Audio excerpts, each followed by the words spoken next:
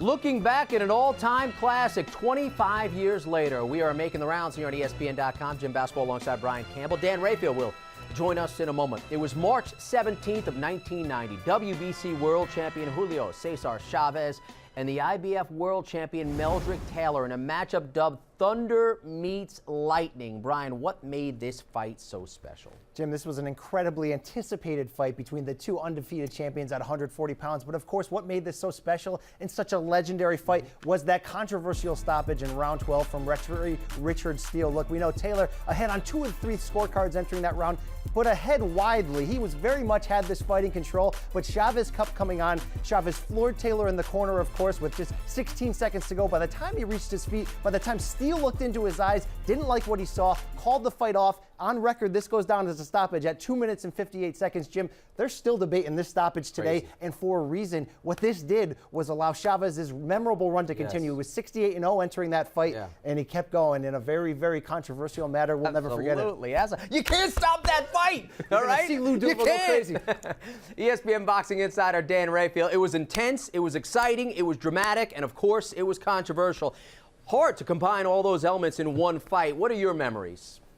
Oh, Jim, just a great fight. I watch that fight on a regular basis, to tell you the truth. I have a big video collection. You can find that on YouTube. I love to pull that fight out. I think it's one of the best fights of that era, no question about it. I was excited when they made the fight because it was matching not only the two best guys in that weight class at 140 pounds, but with styles that were so contrasting. As you mentioned, the title Thunder Lightning. You had the ultra-fast, speedy, stylish Meldrick, the Olympic fighter, young guy, you know, with just unbelievable amounts of potential and perhaps was going to do great things in the sport. Against Chavez, the veteran fighter, the big puncher, the stalker, the destroyer. Just could not have had a better fight style-wise. And that's what people thought, and it lived up to that. Even though Meldrick dominated the fight, basically, Chavez was getting those shots, and he was starting to break him down.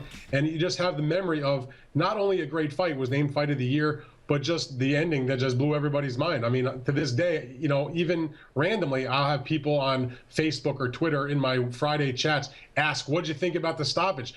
25 years later, they're still talking about the stoppage. No question. One of the great fights in a long, long time. You can't stop that fight, Brian, all right?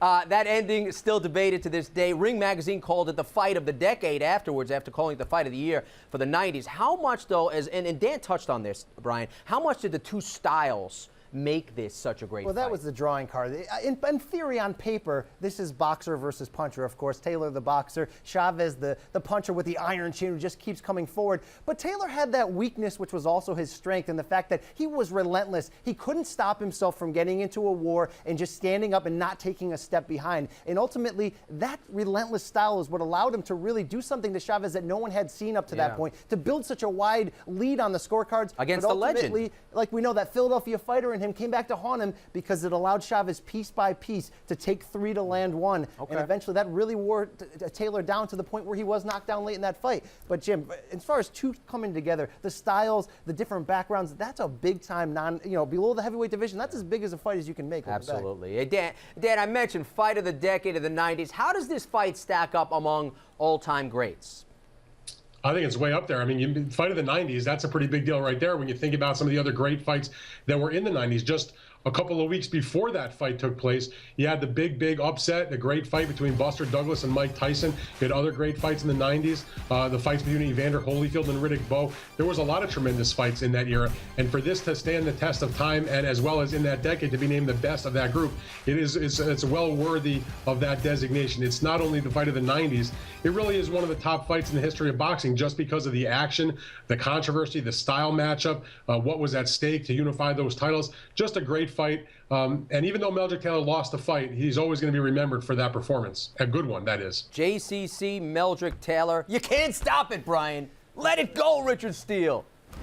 I can't follow that. Come on. A look back to a great fight 25 years ago. We are making the rounds right here on the boxing page of ESPN.com. For Dan Rafael and Brian Campbell, I'm Jim Basquil.